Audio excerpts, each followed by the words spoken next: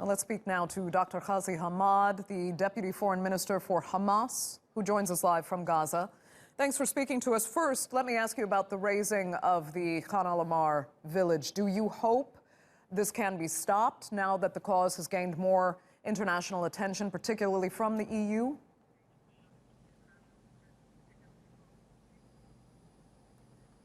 Sorry, the question again, sorry?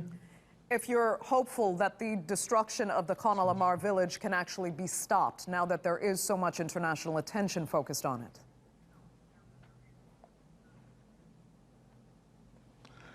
I think Israel now does not take care about the international community. Now I think they are supported by United States. They want to complete their colonial siege and the blockade in Jerusalem. They want to separate Jerusalem from the West Bank, from the Palestinian homeland. So I think they take measures now. They want to destroy everything there, including homes, anything now, in order to prove that now Jerusalem is completely separated from the West Bank. It will not be negotiable. It will not be under kind of discussions. So I think maybe this is the last stone which is put in the Israel project in order to separate Jerusalem from the West Bank. And I think that now they release some statements, but I think it is very shameful to keep silent for such a crime and to give Israel kind of approval by their silence and by their sometimes agreement by United States. This is some weak statement issued by the Arabian community. This will encourage Israel to take more measures and to build more settlements and to take more measures in Jerusalem.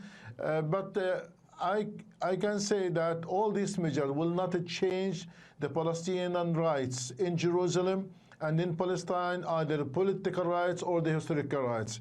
They can do anything. They build more settlements. They can take more measures. They can destroy more homes everywhere. But I think that we as Palestinians, we are struggling to stop the Israeli aggression against our people everywhere. Okay. Now, as we said, sadly, symbolically, this is happening on the 25th anniversary of the Oslo Peace Accords. That's a historic agreement that built up so much hope, but ultimately delivered very little and was not implemented. Hamas never really agreed with its signing. So in hindsight now, do you wish perhaps Hamas had been more conciliatory at the time, given that now we realize it was the only time when there was real hope for peace and for the creation of a Palestinian state? Look, I think we have to reach this conclusion. After 25 years of negotiation and talks and agreements and negotiation, the Palestinian Authority and the President Abbas should understand that Oslo Agreement is dead now. There is nothing is called Oslo Agreement. Now Israel did destroy what's called the two-state solution. They just believe to give the Palestinians some economic improvement, now just to give them kind of self-autonomy. They want now to prove that there is only one state. The Palestinians, they do not deserve a state, and I think they are supported by the American administration when they declare that there is no what's called the two-state solution.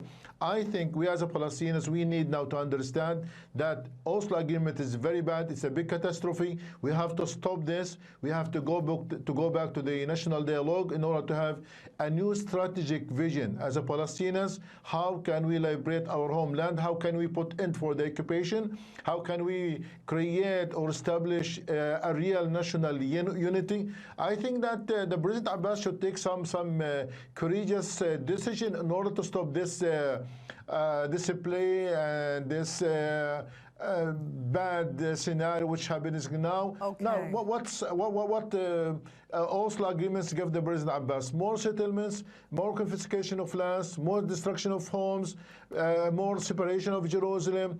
So I think he should stop that. He should understand that this is against his interest and against his political project. We as a Palestinians now, as I said, we need to stop this. Now today we have a Palestinian National Conference here in Gaza with different Palestinian factions.